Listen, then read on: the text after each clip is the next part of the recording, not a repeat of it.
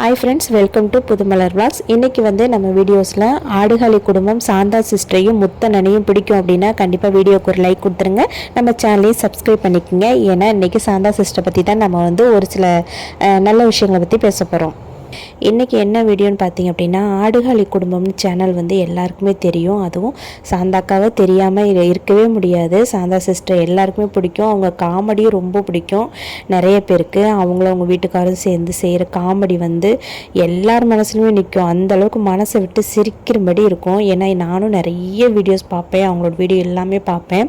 இதில் வந்து ரீசெண்டாக வந்து ஒரு வீடியோ போட்டிருந்தாங்க. அவங்க வந்து நிறைய நாய்க்குட்டிகள் வந்து வளர்க்குறாங்க. அதாவது பெரிய நாய் வளர்க்கும் போது குட்டி போட்டு குட்டியெல்லாம் கொண்டு போய் தெருவில் சில பேர்லாம் விட்டுட்டு வந்துடுவாங்க. அந்த மாதிரிலாம் இல்லாமல் இந்த நாய்க்குட்டிகள் வந்து அவங்களே பராமரித்து அழகாக வந்து சூப்பராக அது ஒரு கொஞ்சம் பெருசான வரைக்கும் அழகாக வளர்க்குறாங்க. ஆனால் வளர்த்துட்டு எல்லா குட்டிகளுமே வந்து வீட்டில் வந்து கண்டினியூவாக வளர்க்குறது ரொம்ப கஷ்டம். ஏன் அப்படின்னா நாங்களும் வந்து நாயை வந்து செல்ல பிராணிகள் வந்து வளர்க்குறோம்.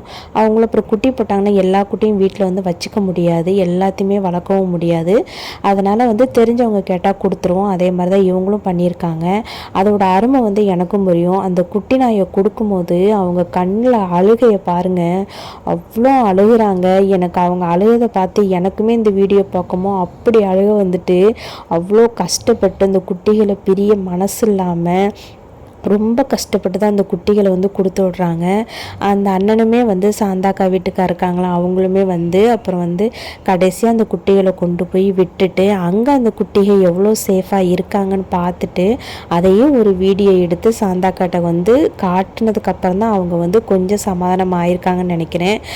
நம்ம வளர்க்குற எந்த சின்ன வந்து எந்த ஒரு செல்லப்பிராணி ஆகட்டும் நம்ம வளர்த்துட்டு வெளியே கொடுக்குமோ அவ்வளோ கஷ்டமாக இருக்கும். அதே மாதிரி தான் அவங்களும். எனக்கு இந்த வீடியோ ரொம்ப பிடிச்சிருந்துச்சு. ஒவ்வொரு இடத்துலலாம் வந்து வளர்த்துட்டு தெருவில் அனாதையாக விட்டுறாங்க.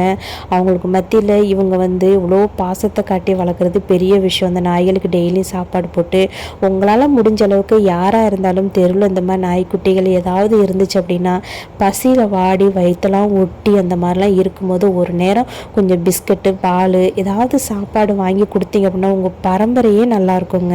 இந்த வீடியோ உங்கள்கிட்ட ஷேர் பண்ணிக்கணும்னு நினச்சேன். நம்ம சேனலை வந்து சப்ஸ்கிரைப் பண்ணலைன்னா மறக்காமல் சப்ஸ்கிரைப் பண்ணிக்கோங்க. பக்கத்தில் இருக்க பெல் ஐக்கானே கிளிக் பண்ணிக்கோங்க. இன்னொரு வீடியோவில் பார்க்கலாம். அது வரைக்கும் பாய்.